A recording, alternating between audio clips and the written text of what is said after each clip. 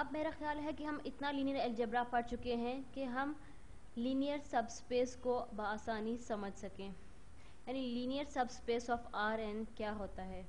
क्योंकि हम linear algebra पढ़ रहे हैं इसलिए हम लीनियर को लफ्ज़ यहाँ से हटा देते हैं और कहते हैं सबस्पेस ऑफ आर एन। अब मैं आपको इसको linear subspace of R N को डिफ़ाइन करूँगी। सबस्पेस वी कोई भी सबसेट है आर एन का, जो मेरे पास सबस्पेस होती है वो आर एन का कोई भी सबसेट होती है। हम आर एन को पहले ही डिफ़ाइन कर चुके हैं। आर एन एक बहुत ही बड़ा या इन्फिनिटली लार्ज सेट होता है वेक्टर्स का, यानी इसके n कंपोनेंट्स होते हैं और ये इन्फिनिटली लार्ज या बहुत ही बड़ा सेट होता है। यानी अगर हम आर एन को डिफ़ाइन करना चाहें तो हम इसको यूँ डिफ़ाइन करेंगे, आर एन उन तमाम वेक्टर्स का सेट है, यानी x1 x2 up till xn इन तमाम वेक्टर्स का सेट है। और यहाँ पे ये बात ज़रूरी है कि हर x x1 x2 xn यानी हर xi एक रियल नंबर है, या हर x set of real number से बिलोंग करता है, जहाँ पे i हमारे पास 1 से लेके n के दरमियान रेंज करता है। v मेरे पास आर एन का सबसेट है, यानी v या तो सारे का सारा r हो सकता है या तो कोई भी इसका सबसेट हो सकता है, जिसमें कोई एक पर्टिकुलर वेक्टर हो जाए, दो पर्टिकुलर वेक्टर हो जाए, 10 हो जाए, 100 हो जाए, लेकिन वो आर एन से या तो छोटा होगा या आर एन के बराबर होगा। v सबसेट है आर एन का।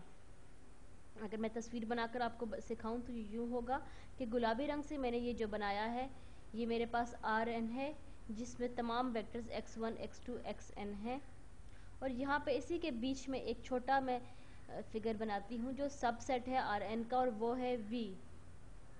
अब सवाल ये है कि v के ऊपर सबसेट होने के लिए क्या शराइत लागू होती हैं, या v कब सबस्पेस कहलाएगा। v के आर एन का लीनियर सबस्पेस कहलाने के लिए ज़रूरी है कि वो ये तीन चीज़ें उसमें मौजूद हों, जो तीन चीज़ें मैं अभी आपको बताने जा रही हूँ। सबसे पहली बात ये कि v में ज़ीरो वेक्टर का मौजूद होना बहुत ज़रूरी है। ज़ीरो को मैं इसलिए बोल्ड कर रही हूँ ताकि आपको पता चल सके ये ज़ीरो वेक्टर है। Zero vector is equal to zero up till all the way to zero. ये मेरे पास कैपिटल V है, यानी v का ज़ीरो वेक्टर का v में मौजूद होना ज़रूरी है।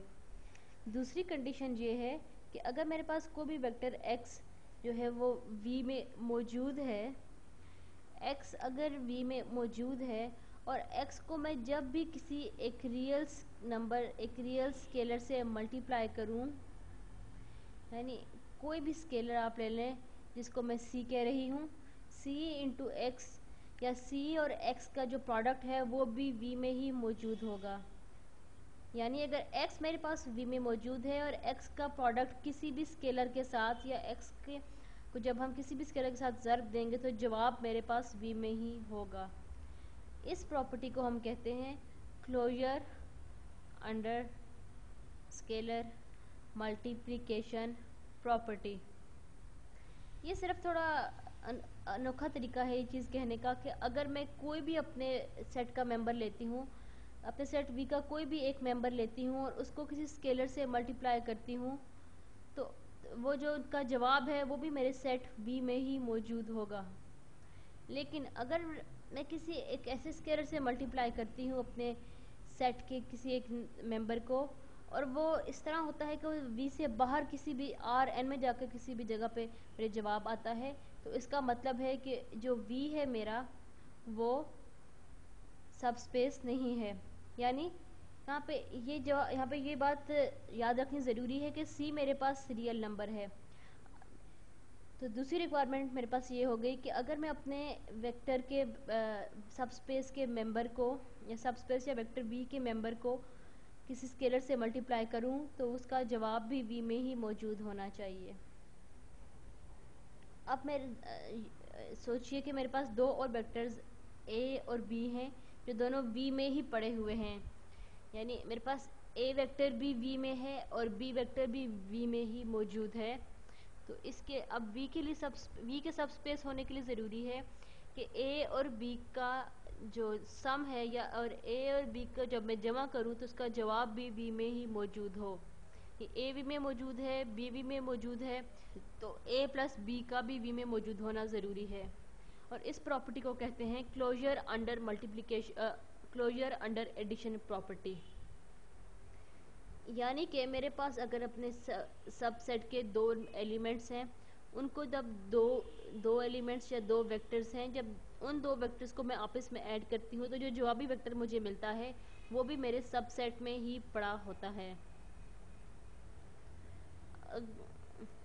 अगर मेरे पास कोई भी सबसेट है वेक्टर आर एन का या स्पेस आर एन का जो जिसमें ज़ीरो वेक्टर मौजूद है और वो क्लोज्ड है अंडर मल्टीप्लिकेशन और अंडर एडिशन, तो इसका मतलब है वो दरअसल मेरी सबस्पेस है। यानी ये तीनों प्रॉपर्टीज़ बताती हैं कि मेरी सबस्पेस क्या होती है। हो सकता है ये चीज़ें आपको थोड़ी सी एब्स्ट्रैक्ट और ज़रा अजीबोगरीब लग रही हों, लेकिन शायद कुछ मिसालें करने से आपको ये बात ज़्यादा वाज़िया हो जाए और आपको आसानी समझ आ जाए।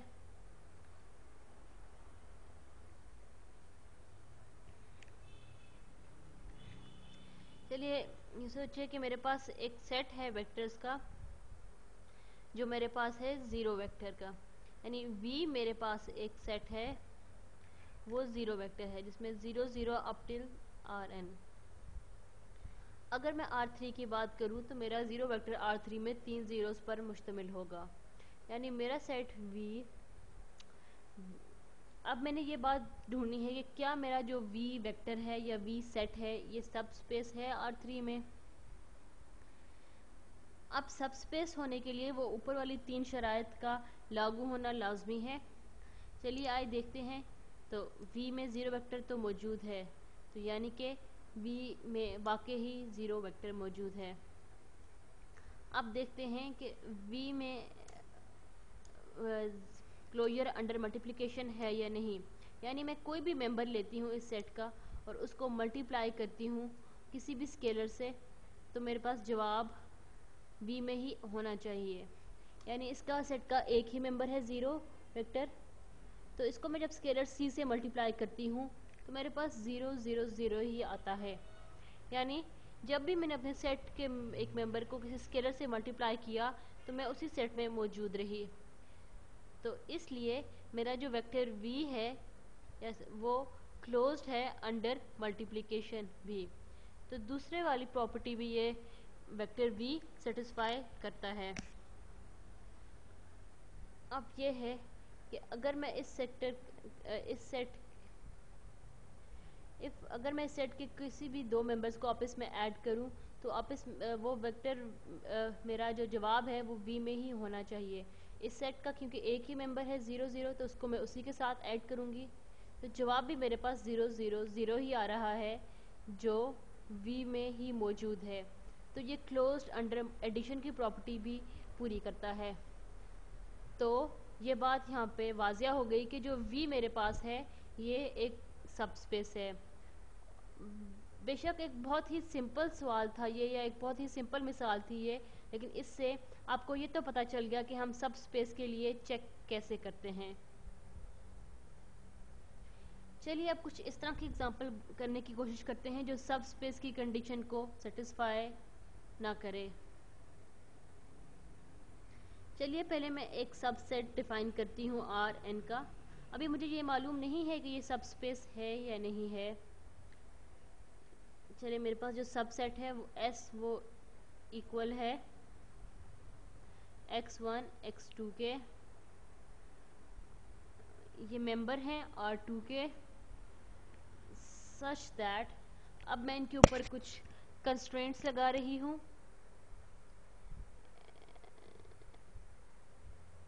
यानी x1 0 से बड़ा है,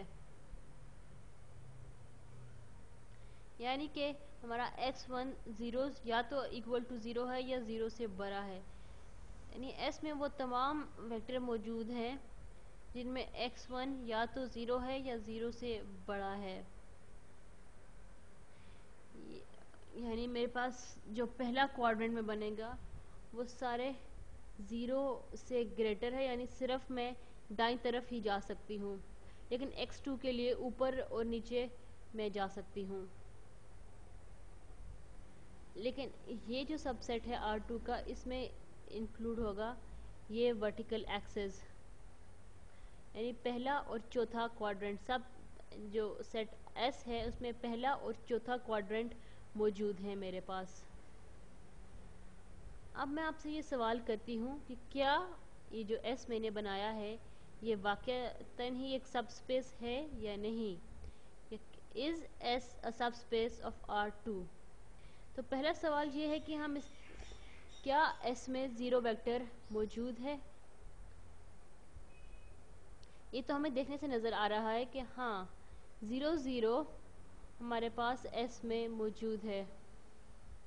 x1 या तो 0 के इक्वल है या 0 से बड़ा है, और x2 पे क्योंकि कोई पाबंदी नहीं है तो इसका मतलब है कि S में 0 0 वाकई ही मौजूद है। तो पहली कंडीशन तो सेटिस्फाई हो गई। अब दूसरी कंडीशन हम देखते हैं कि मैं अपने वेक्टर को किसी एक स्केलर से मल्टीप्लाई करूं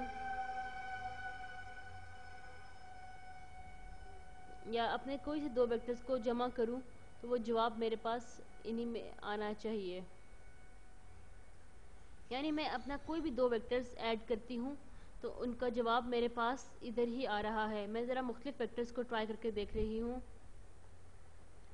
अभी इसको यूं करें कि मेरे पास कोई भी दो वेक्टर्स हैं जो मेरे सेट के मेंबर हैं, A B plus C D. तो अब जवाब में मेरे पास क्या आएगा, ए प्लस सी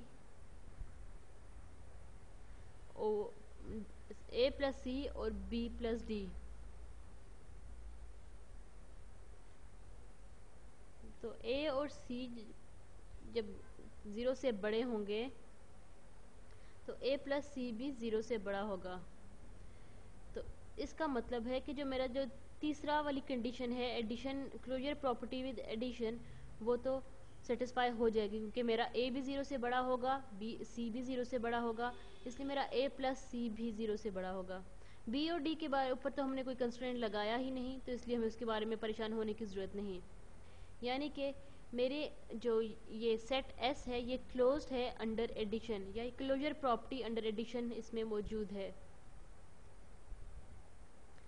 अब हम तीसरी प्रॉपर्टी इसको करने की कोशिश करते हैं। अगर मेरे पास कोई भी वेक्टर है ए और बी और मैं इसको किसी भी एक स्केलर से मल्टीप्लाई करती हूँ जो -1 है। अगर ए बी मेरा वेक्टर ये है जो मैं पीले से ड्रॉ कर रही हूँ, तो अगर मैं इसको जब -1 से मल्टीप्लाई करूँगी तो मेरे पास ये वेक्टर यूँ बनेगा जो तीसरे क्वाड्रेंट में पड़ा हुआ है। तो ये आपको क्लियरली दिख रहा है कि ये हमारी सबस्पेस से बाहर जा रहा है। यानी जब मैं अपने वेक्टर ए बी को -1 जो कि एक स्केलर है उससे मल्टीप्लाई कर रही हूँ, तो मेरे पास जवाब में वो तीसरे क्वाड्रेंट में फॉल कर रहा है जो मेरे सेट एस में मौजूद नहीं है। यानी कि तीसरी कंडीशन या क्लोजर अंडर मल्टीप्लिकेशन की कंडीशन ये सेटिस्फाई नहीं कर रहा, क्योंकि -a और -a इस तरह का नंबर है जो मेरे सेट का मेंबर नहीं है। यानी कि पहले वाला जब -a मेरे पास नेगेटिव आ जाएगा तो हमने पहले नंबर पे या पहले एलिमेंट पे ये कंडीशन लगाई है कि उसका 0 या 0 से बड़ा होना ज़रूरी है। तो अब यहाँ से ये बात वाजिया हो गई कि मेरे पास जो सेट S है ये अंडर मल्टीप्लिकेशन क्लोज्ड नहीं है, तो इसलिए ये सेट S मेरे पास सब स्पेस नहीं है R2 की। यानी कि S मेरे पास सब सेट तो है लेकिन सब स्पेस नहीं है। अब अगर मैं आपको एक और सवाल कहूँ कि यहाँ पे आप स्पेन ढूंढें वेक्टर v1, v2 और v3 का, और अभी मैं आपको बताऊंगी कि इन तीनों वेक्टर्स के एलिमेंट्स कितने हैं।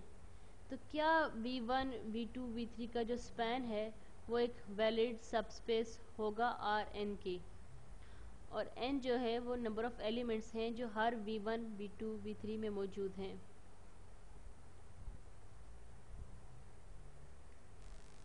पहले ज़रा मैं इसको u कह दूँ, यानी u जो है मेरे पास वो सेट है जो स्पैन है v1 v2 और v3 का। तो अब सवाल ये है कि क्या मेरे पास ये जो सेट u है, सबसेट u है, ये वैलिड सबस्पेस है या नहीं।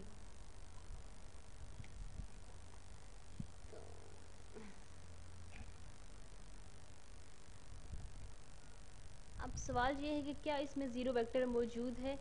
v1 v2 v3 मेरे वेक्टर्स हैं, यानी 0 v1 plus 0 v2 plus 0 v3।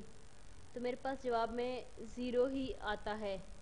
तो यानी कि ज़ीरो वेक्टर इसमें वाकई ही इंक्लूडेड है, क्योंकि ये linear combination v1 v2 v3 का मुझे ज़ीरो दे रहा है।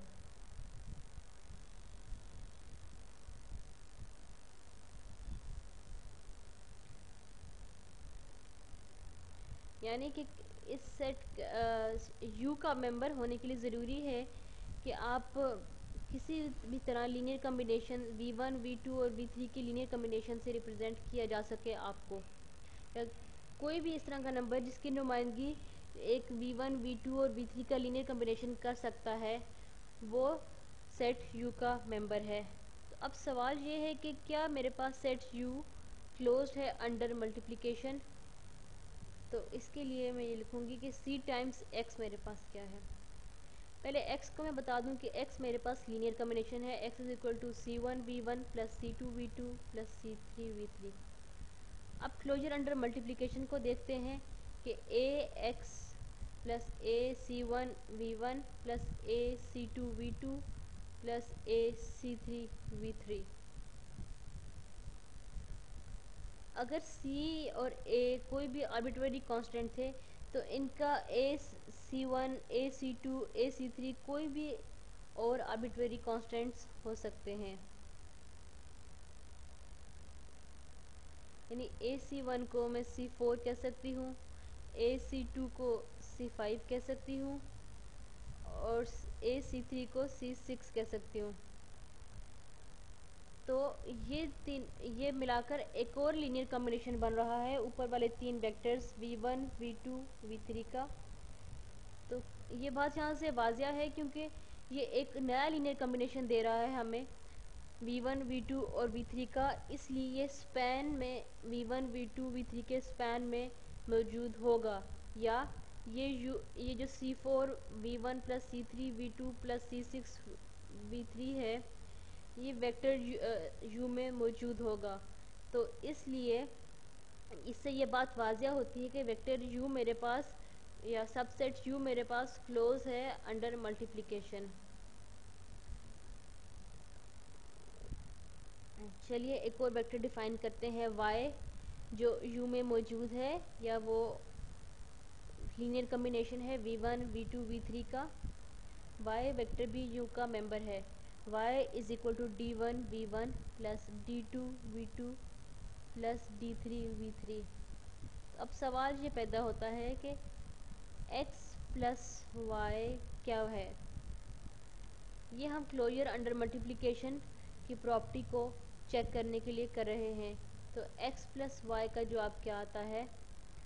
x plus Y is equal to c1 plus d1 into v1 plus c2 plus d2 times v2 plus c3 plus d3 times v3। तो जब मेरे पास x और y दोनों में v1 v2 v3 है, तो उनके सिर्फ कोफिशिएंट्स कॉपिट्स में ऐड कर दें तो मेरे पास जवाब आ जाएगा। c1 और d1 यहाँ पे कोई भी आर्बिट्रेरी कांस्टेंट है, तो इसलिए इनका जो सम है या इनको जमा करने से जो जवाब आता है वो भी कोई भी आर्बिट्रेरी कांस्टेंट होगा, यानी वो मेरे पास कोई भी एक ऐसा कांस्टेंट होगा। तो फिर इससे ये बात वाजिया हो गई कि x प्लस वाई जो है वो भी मुझे एक लीनियर कॉम्बिनेशन देता है v1 v2 v3 का। तो इसलिए ये मेरे पास क्लोज्ड है अंडर एडिशन भी, यानी जो मेरे पास सबसेट u है वो क्लोज है अंडर एडिशन भी। तो इससे ये बात वाजिया हो गई कि U वाकई ही मेरे पास एक वैलिड सबस्पेस है। अब एक और सवाल है कि ये U मेरे पास एक वेक्टर है जो स्पैन है वेक्टर 1 1 का, तो क्या ये एक वैलिड सबस्पेस बनाता है? वेक्टर 1 1 का जो स्पैन है वो क्या होगा? वेक्टर 1 1 का स्पैन अब यह है कि वेक्टर 1 1 ग्राफ पे कैसा दिखेगा। वेक्टर 1 1 को ग्राफ पे हम यूं बनाएंगे, और अब वेक्टर 1 1 का स्पैन ये है कि स्पैन ऑफ वेक्टर 1 1 वो तमाम लीनियर कम्बिनेशंस 1 1 के होंगे जो पॉसिबल हैं, यानी 1 1 के तमाम स्केल अप और स्केल डाउन वर्जन। यानी अगर हम पॉजिटिव नंबर से इसको मल्टीप्लाई करेंगे तो ये इसी लाइन के अलॉन्ग बढ़ता जाएगा, और अगर नेगेटिव नंबर से मल्टीप्लाई करेंगे तो वो मुतज़ाद रुख में बढ़ता जाएगा। अब जब भी मैं अपने वेक्टर को एक्सटेंडेड पोजीशन में बनाऊंगी तो मेरे पास एक लाइन बनेगी जो येलो रंग में मैं बना रही हूँ। तो अब सवाल ये है कि क्या ये एक सबस्पेस बनाता है? हाँ जी, ये वेक्टर 0 0 तो इसमें मौजूद है, क्योंकि अगर मैं अपने वेक्टर को 0 0 0 से मल्टीप्लाई करूँ वेक्टर 1 1 से तो मेरे पास एक 0 0 वेक्टर आता है। तो ये वेक्टर U में या सबसेट U में U मौजूद है। तो अगर मेरे पास स्पैन है इसमें 0 0 मौजूद है तो ये मेरे पास 0 वाली कंडीशन स्पेसिफाई हो गई होगी। तो अगर मैं तो क्या ये क्लोज्ड है अंडर मल्टीप्लिकेशन? अब मैं इसको किसी भी स्केलर से मल्टीप्लाई करती हूँ C से 1 1, तो वो इसी लाइन पे मौजूद होगी जो लाइन मैंने पीले रंग से बनाई है। अब आखिरी चीज़ ये है कि मैं इसको क्या ये क्लोज्ड है अंडर एडिशन? तो मेरे पास कोई भी मेरे पास वेक्टर है A, और अगर मेरे पास कोई भी एक कम्बिनेशन है वेक्टर A जो C1 इंटू A है, C1 इंटू 1 1 है, और वेक्टर B है मेरे पास C2 इंटू 1 1, तो इसका जवाब मेरे पास क्या आएगा? तो इसका जवाब मेरे पास आएगा C1 प्लस C2 टाइम्स 1 1। ये आपको देखने से ही नज़र आ रहा है कि C1 क्योंकि मेरे पास स्पैन में मौजूद है, C2 मेरे पास स्पैन में मौजूद है, A और B क्योंकि स्केल्ड अप वर्जन्स हैं उसके, क्योंकि C1 प्लस C2 एक और नया स्केलर बन जाएगा जिसको हम C3 कह सकते हैं, और ये भी वेक्टर 1 1 के स्पैन में ही मौजूद होगा। तो अगर मेरे पास एक नीला वेक्टर है और इसमें मैं एक और वेक्टर ये ऑरेंज वेक्टर ऐड करती हूँ, अगर मैं इनको हेड टू टेल रूल से ऐड करती हूँ तो मेरे पास जवाब में ये सब्ज़ वाला वेक्टर आएगा, या इसको मैं पिंक से कर दूँ ताकि नज़र आ जाए आप जाए। तो अगर किसी भी वेक्टर को दो वेक्टर जो इस लाइन पे मौजूद हों उनको आपस में मैं ऐड करूँगी तो जो जवाबी वेक्टर होगा वो भी इसी लाइन पे ही मौजूद होगा। तो मेरे पास क्लोज्ड अंडर एडिशन की प्रॉपर्टी भी प्रूव हो गई। तो अब तीन प्रॉपर्टीज़ यानी मेरे पास U में ज़ीरो वेक्टर भी मौजूद है, U क्लोज्ड है मल्टीप्लिकेशन के लिहाज से भी, U क्लोज्ड है एडिशन के लिहाज से भी, इसलिए U मेरे पास सबस्पेस है R2 की। तो अब इस बात को हम जनरलाइज कर सकते हैं कि स्पैन जो होता है हमारे पास कोई भी स्पैन होता है जो n वेक्टर्स का वो एक वैलिड सबस्पेस होती है। बस।